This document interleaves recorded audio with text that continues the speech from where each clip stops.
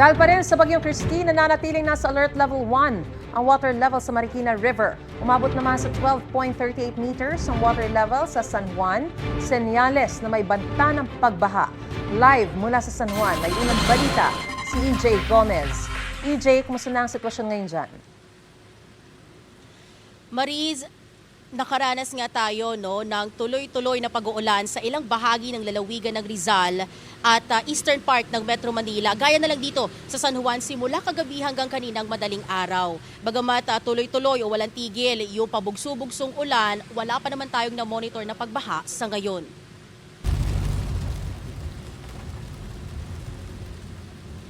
Pasado alas 10 kagabi nang lumakas ang buhos ng ulan sa Antipolo City.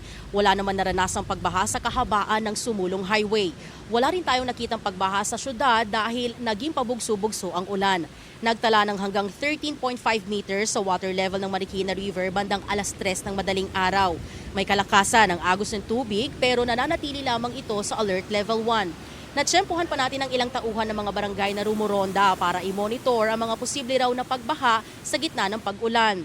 Ilang mga namamasada naman ng tricycle at jeep ang umaaray dahil pag gantong panahon daw na maulan at walang klase, natatapyasan pa ang maliit na nilang kita.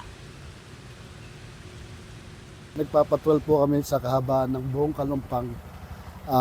Umi-area kami ng up to Marcos Highway, up to De La Paz. Nag-start po kami ng 11 p.m. up to 4 a.m. ang patrolling po namin.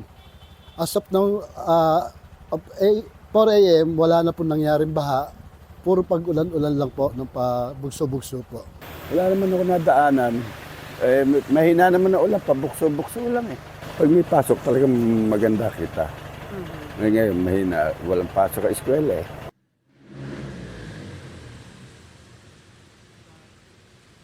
Mariz, dito naman sa San Juan River, sa may Old Santa Mesa Bridge, may kalakasan na rin ang agos ng tubig. Simula kagabi hanggang kaninang madaling araw, tuloy-tuloy yung pagtaas ng antas ng tubig dito sa ilog. Isa itong importanteng tributaryo dahil ito ay patungong Pasig River na lagusan ng baha sa Quezon City at Maynila. As of 4 a.m. kanina, umabot sa 13.38 meters ang antas ng tubig dito. Pero kaninang 5 a.m. bumaba naman na ito sa 12.17 meters.